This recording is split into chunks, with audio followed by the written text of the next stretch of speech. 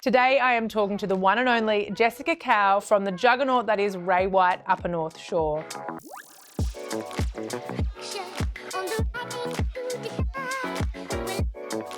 With a career spanning over a decade, Jessica has propelled her career into the upper echelons and last year was awarded the coveted title of being a Chairman's Elite Agent in the Ray White Network. Thanks so much for joining me today, Jess. Hi Bianca, thanks for having me. Okay, now we did say over a decade in real estate, about 3.5 of those years with Ray White Upper North Shore. Yes. Before we get into your story, just let everyone know a bit about your marketplace. Sure. So I work in Sydney's Up North Shore and my core areas, Lindfield, Roseville and Killara. So typical houses will be like 4 to 5 bedroom houses with a swimming pool on a 1,000 square meter block. Wow. Yeah, so perfect family properties. Yep. And lots of young families looking to buy in our areas just to, put the kids to the schools because we have great schools there, public school, selective schools, private schools, whatever you want, it's all there. I'm in. Yeah. What would it set me back if I wanted to buy one of those beautiful homes in... So you're probably looking at about $3 to $5 million. Okay. And yes. Yeah, wow. Okay. So what a beautiful marketplace that you operate in. And it is a destination area, isn't it? People come and they stay for the long haul. Oh, they stay for so long. Yeah. The average household lives there for about 20 years. Oh, wow. Okay. Yes. So it's not a very high turnover area. Not a high turnover at all. Okay. So now we know a bit about your marketplace. I'd love for you to take us back. So 10 years ago, 11 years ago, you started in real estate. But what were you doing before real estate? What brought you into the industry?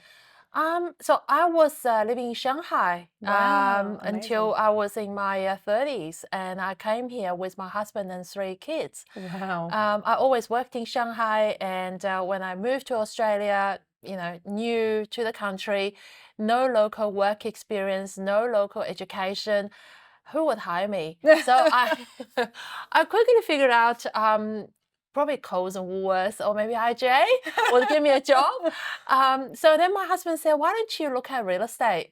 He said, I think you'll be good at it. Wow. So I just look at it. I thought, okay, how hard can it be, right? Just sell houses, and the houses in our areas is beautiful. And, standing in front of the open homes and talk to customers, great, sounds fun.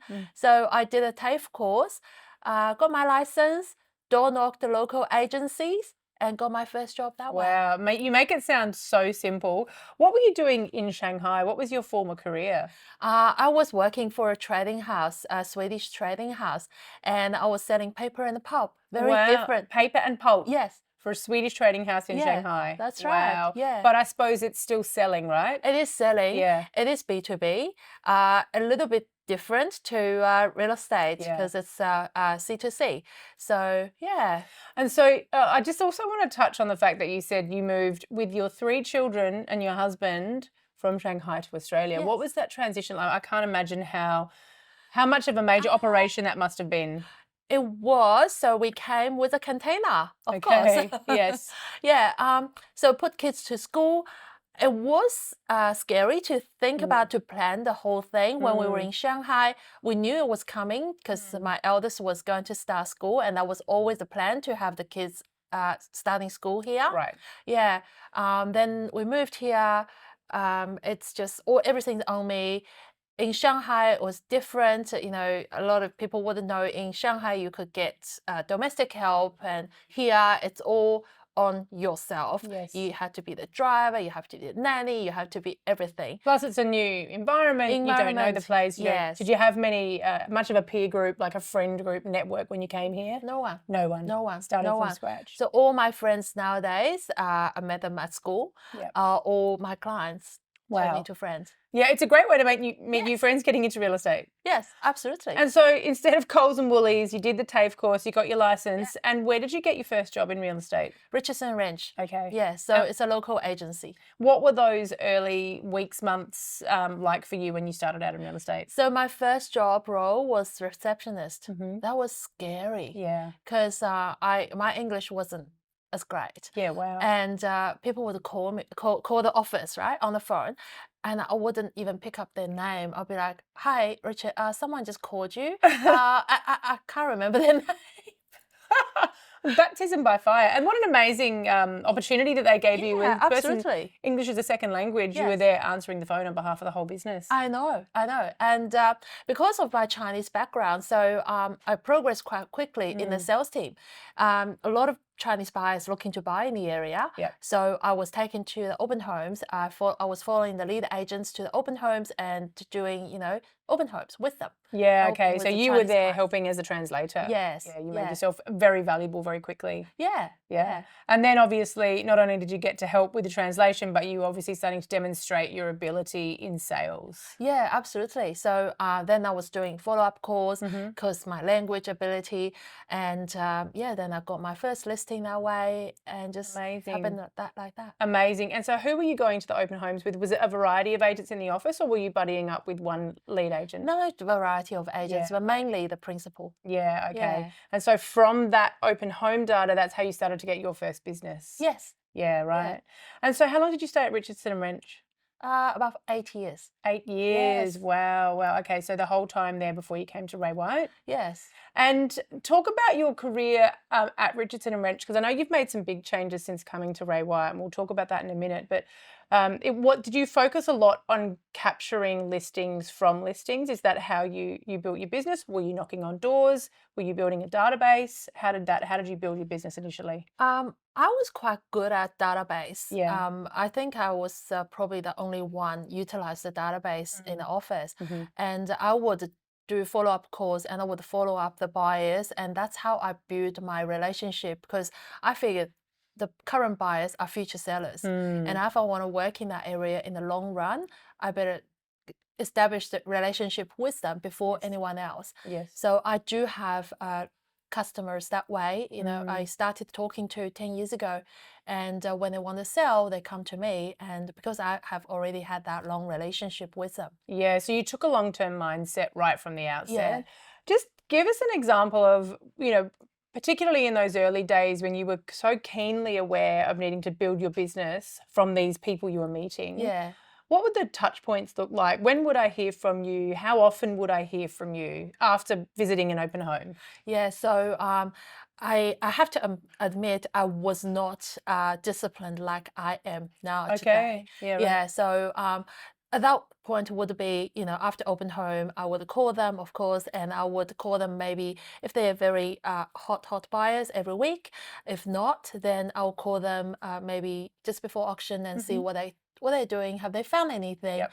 And then after the sale, I'll call them and just let them know how the campaign went and how much the property was sold for, and if they bought anything in the area. And probably 6 months later, give them a call and see if they found anything or they're still looking. Yeah. Okay. Yeah. So you did have a framework, but you were more focused if you knew they were going to be an interested party on that particular property. That's right. So 8 years your business was building, and no doubt you were pretty settled in that business. Very. But then you decided to move. Why did you move? Because my principal was selling the business. Yeah, okay. So I knew that there's a move coming. Yes. And I'd rather pick my move than it was chosen for me. Yes. Yeah. So you started shopping around. Yeah. Yeah. And you found a new home at Upper North Shore? Yes. And so since you've been with us, as we mentioned, last year you were awarded the Chairman's Elite status, which is our upper tier sales agent recognition. Yeah. So it's a really much coveted status, and huge congratulations to you for that. Thank you. What have you done? Because your career has significantly grown since you've been with us. What do you think have been the main changes that you've made? I learned the structure, the team structure. It is quite a labor-intensive business in real estate. It is. And I figured if I can get help, then I can increase my capacity. Yes. And that's how I can grow my business. So how long did it take for you to bring someone into your team when you first came? Pretty much straight away. Great. But it was part-time. Yes. So she was part-time because I was so scared of, have that commitment, and never thought, oh, wow, I have to actually pay salary now. Yeah. Not only just make money for myself, but I have to cover someone's cost, overhead. Yeah, so but I knew that was the way to go because I had to have help at open homes, at administration jobs, so I can focus more on sales. Yes. And so part-time, how many hours a week did she start when you first brought her? 3 days a week. 3 days a week. Is she still with you? No. No, okay. Yeah. And then, because I mean, it's interesting. I was having a conversation with someone last night. We're obviously here at a conference together. Yeah. And she was talking about that fear of investment and should I get someone part-time? Mm. Quite often the part-time resource can get filled up pretty quickly. Very quickly. Yeah. Very quickly. Then, because then when you have that capacity, you'd be doing more. And then that person needs to work more to fill that gap. Yeah. So, and then it becomes like a capacity and demand issue, right? Yes. And then there's imbalance in there. Yes. So yeah, so it's the part-time is, I just don't think it's something that's going to work a long time at all for anybody, any team. Yeah. So if you're thinking of expanding your team, just your advice would be Jump and go for it. Go for it. Go full-time Yeah. employee. Yeah. Yeah, great. And so you obviously had to make that change. And we're going to talk about how your team has developed over the time because you're now a team of 4. Yes. So what were the stages for you increasing the team and getting, I'd love to know how that fear, has the fear gone away? Is the fear still there? Totally gone. Totally gone. Totally Yeah. gone. Yeah. It's just normal now. Yeah. Like, I think we all have that kind of life experience, right? When we're doing something new, it's so scary. And then just you get used to it. It's the normal. Yeah. So yeah, I have to have a team. Like, what was I thinking? I didn't even have a team. What was I thinking? How would I run the business without a team? Yeah. Yeah. So and so what are the roles within the team? What are the different things that they do? Yeah. So I have 2 associates and 1 assistant. Yep. And they're all full-time. So Joy, who's my assistant, she looks after my calendar. She does all the back-end stuff for the campaign, pre-launching, all the bookings, as in, photos and auctioneers, and prep, all the quotes, painting quotes, gardener quotes, house wash quotes, and she organizes all that work to be done, coordinates all the tradies, and then pest and building inspections, and what else? Oh, valuation, bank valuations, all that kind of appointments that not quite sales related. So my idea for her is, apart from managing my calendar, is if I get a listing, then I sign up paperwork, goes to Joy, and then before first open home, you get it back. I get it back. Yeah, she deals with everything. That's amazing. And then your 2 associates, they're helping you with your buyers, they're helping you with your database. Yes. Keeping in contact. Yeah. So, we have this amazing software called Nurture Cloud. So Lyndon, who's been with me for 1.5 years now, he's prospecting, but more focused on buyer work. Because we do a lot of auctions and there are a lot of buyer work involved. Yes. So we need to make sure they're always, stay close with the property. They're still interested. They haven't seen anything else, and they're not distracted, basically. And then what their price feedback is, and so on, so on, so on. Be their besties throughout the 4-week campaign. And then I got Alex join me a month ago. So he's more focused on the Nurture Cloud course, as in we have database people, we have prospects people, all different categories, and he's shifting those, like sifting sand, gold from sand, right? And trying to categorize people in my database and put them into different phases. Yeah. So then if they become hot leads, then I take over. Yeah, so the database is segmented so that it's really easy for you to know which parts you need to look after. And he's, like you say, I love that analogy. He's looking for the nuggets in the sand, the gold nuggets for you. I'd love to talk about your auction process, because that's been a significant, like you have always done auctions, but now you are listing almost 100% of your stock as auction. Yes, I am committed to that process. Because before I would run an auction if it was going to be a great auction. Yeah. But now I make every campaign to be a good auction. Even if they're not, I still run them. So that's so profound what you've just said. I used to just take a good piece of property to auction because I thought it would make a good auction. Now you make sure every campaign is a good auction. Yes. We're going to go into the detail, but if you could summarize what you think is the critical difference between agents who do auctions every now and then and great auction practitioners, what do you think are the fundamental differences? What are the things that you do differently now that you perhaps didn't do a few years ago? I think it's more in our head. like, are you committed to do it? Auction works. Otherwise, we wouldn't see all the campaign listed online as auction because we know it works. And it's just to put that fear aside and work the process, and it will work. Yeah. You made a really good statement before about the amount of time that you need to work with the buyers. Yes. So I think that's really a critical piece with auction, right? Because Yes. we need to remember when we sell property by auction every week, that's not the same for the buyers. No. It may be their first time being at auction. Yeah. And it is quite a nerve-wracking buying experience. It is. And so keeping close with them. So you Yes. said Lyndon is talking to them really frequently. Yes. So if I'm a bidder, potential bidder, I'm in an auction campaign, how many times will I hear from you or Lyndon or someone from your team? So at least once a week. At least once a week. And towards the auction that week, you probably hear from us every other day, if it's not every day. Wow. Okay, so really close.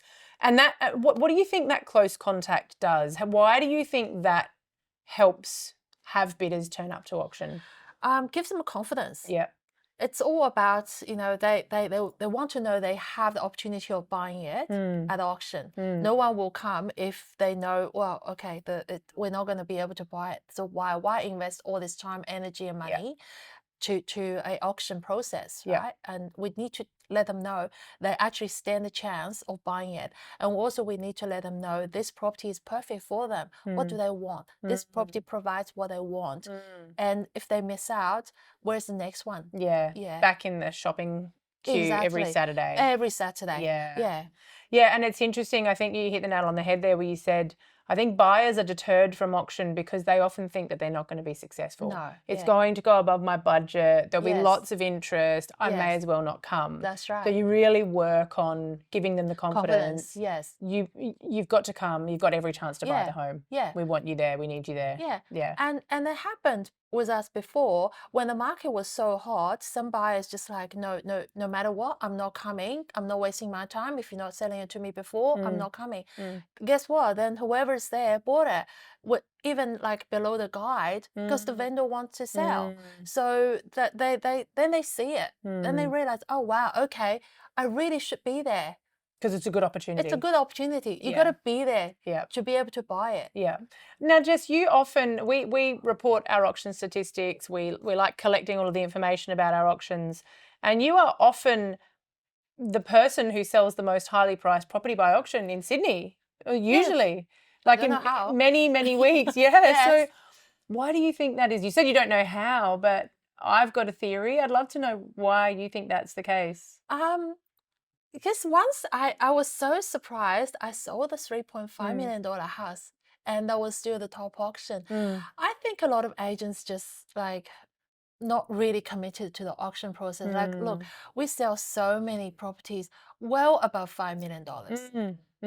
Yeah. And why not run it to auction? You have a good buyer. So you think that maybe sometimes the agents are making assumptions that this isn't an auction home, this wouldn't sell by auction. Maybe they're selling them prior, they're not actually taking it to the day. Yeah, probably. And there's a huge benefit to taking the auction all the way through to auction day. Yes. Obviously for your client, we generally tend to see a higher sale price on auction day. But there's also a massive exposure and marketing opportunity, right? Yes. And I'd like to talk to that now. Yeah. Because you'll often have multiple media at your property that you're selling by auction. Like sometimes you've got Channel 7, Channel 9, like multiple outlets all there together. Yes. And so I'd love to talk about how you have been really harnessing the power of the media, because you're really good at this aspect of marketing because it's beneficial for your clients. Yes. And it's also creating great awareness for your business. Absolutely. So look, we're in the industry that we need to get our name out, right? And also, like, as we market, we're marketers. We market secondhand houses, and we also market ourselves. So with selling the buyers, vendors' properties, the more media outlets we can get to, the more channels we can get their properties out, the better. They can get more buyers. One vendor was jokingly said, because his brother works in a commercial company and commercial real estate company, and he's like, your little suburban home gets more media exposure than our whole group. And Yeah. he's like, well, then you should fire a PR person and hire Jessica. You're too busy. How do you do it? What's your process for engaging the media? Every property has something interesting about it. Right? You got to find that something Yeah. and tell the media team about it. Yep. And media, think of that, they want audience to engage in what they're reporting. And it got to be something different, something interesting, or extremely pretty, or extremely funny, or just a different angle. Yeah. And so can you give us an example? Because some people might think, look, there's nothing interesting about my home. It's just a suburban home. The vendors are selling because they want to upsize. How do you give me an example of some of your last few sales and the story or the interesting thing that you found about those properties?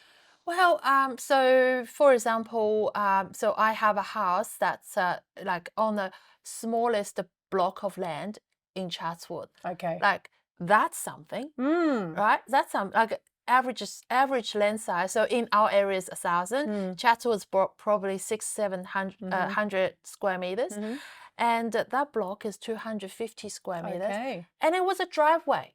Oh, How interesting! a converted driveway. Yeah, so Wow. council planned as a driveway for the local shops. So then they abandoned that plan, became house, and the driveway was the house as well. Wow. So that's really eye-grabbing. Yeah. Okay, that's great. So just thinking about the thing that's unique, interesting. That's something unique. Yes. Yeah, and sometimes it might be the actual owners themselves that have a good story. Yeah. So some owners might be really famous, or that the house was designed years ago by someone really famous. Yep. And then sometimes owner would find us the magazine showing the photos of the house 40 years ago. And I was like, wow. Look at the change. Yeah, look at the change. And all these like if you dig, there's always something that you can tell. And so when you list a property, you're looking for this USP, unique selling proposition. And so you're immediately telling the internal media team about this property. So when you list it, I've got this great listing, this is the story. Yeah. And then our media team put it out to the various media outlets. Yes. And then some choose to take it, and sometimes you don't know what's going to run and what's not going to run. Exactly. Yeah. Exactly. But your method is if you put everything out there, something's going to get picked up. Just have a go. Yeah. Yes. Yeah. And then, what's really interesting, I know we're very lucky we do have an internal media team, but I know myself through relationships with various journalists and other people in our company, journalists are people and they need people to talk to get good stories. Exactly. So the more you do it, the more they go, oh, Jess is good. Yeah. Jess will give us a good story. Yes. And Jess will have a good auction. Because that's another thing. Yeah. The media loves a story about an auction, don't they? Oh, they love auctions. Yeah. Yeah. They always turn up if you tell them you have a good auction. They almost always turn up now. Whether there's a TV camera or not, don't know. But the journalist's always there reporting it. Yeah. Yeah. How do you, it's possibly quite a nerve-wracking prospect for agents who've never had a TV crew turn up to their auction. How do you manage that? What do you do yourself, your team? How do you conduct yourselves when the camera's there? First time was really scary. Then you get used to it. Look, they're there to report the market, right? And you just tell them the story. Yeah, it's not about you anymore. It's about you are the medium just passing on the story. Yeah. So they can run the story and pass on that to their audience. And what an amazing tool when you're sitting at the listing table, talking about your media prowess. Yes. How much has it helped you secure property? A lot. Because that's our point of difference as well. That's what we can do to get your properties out there so more people can see it. Like I say to vendors, if you had a budget, you probably run the Channel 7 TV ads for your house, right? You get more audience. Of course. But no one had that. No. So why don't we use the free media channels to try to see how much we can spread words to and how far we can spread the words and get your property out in the marketplace. Amazing. How smart. Okay, so we've built the business. We're focusing on auctions. You're absolutely media savvy, and now you've got a team of 4. Yes. What's next for you, Jess? I'll try to increase my business by 20% this year. Exciting. Yeah, and as Mark McCloud said, you know what? GCI is not a goal. The number of sales is a goal. Yeah. So that's my goal Yep. for this year. Yeah, amazing. And really looking forward to it. We're so excited to see what you do. And just the last question, Jess, what's something interesting or quirky that people might not know about you? Okay, so this year I really focused on my fitness. Oh. So I am very proud I can do a shoulder stand now. Oh, that's huge. Yes. Wow. Yes. So Congrats. I just want to put it out there. By the end of the year, I want to be able to do a middle split. Middle split. Yes. So what does that look like?